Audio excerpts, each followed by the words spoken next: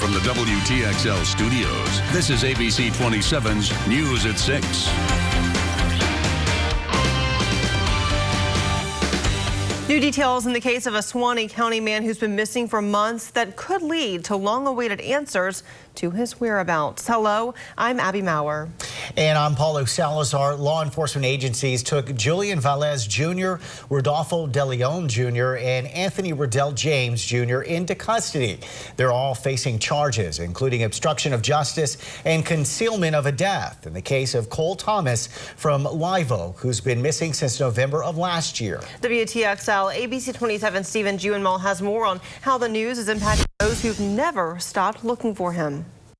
City leaders in Midway are responding to increased concerns from residents. Hello, and thank you for joining us, everyone. I'm Paulo Salazar. And I'm Jade Biloxa. Over the weekend, some Midway citizens gathered for a community meeting outlining their concerns about the way the city is being run.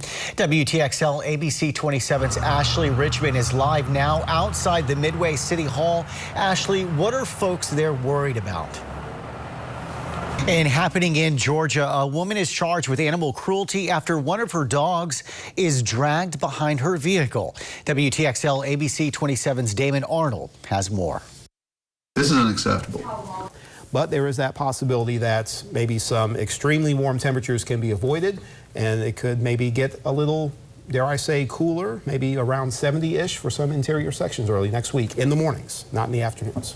Very interesting day today with the eclipse, and so many of us walked out of the studio to watch it, and we're amazed about how cool it actually was once the sun got covered. You could feel a slight difference. 89 to 87 makes a big difference in this time of year, and it's all because of the huge amount of blockage that the sun was. Yeah, interesting. Great time. Thank you, Cass. Sure.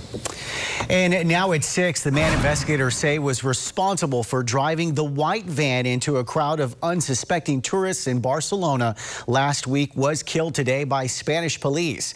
The international manhunt for Younes Bouyakub, the key suspect in Thursday's deadly vehicle attack along Barcelona's Las Ramblas promenade, ended this evening. The alleged terrorist fatally shot by Catalonian police. Authorities say the fugitive was wearing what appeared to be an explosive belt. And the search continues for 10 missing sailors aboard the USS McCain after the guided missile destroyer collided with a 600-foot oil tanker just east of Singapore. 5 sailors were injured, with 4 of them being airlifted to a hospital.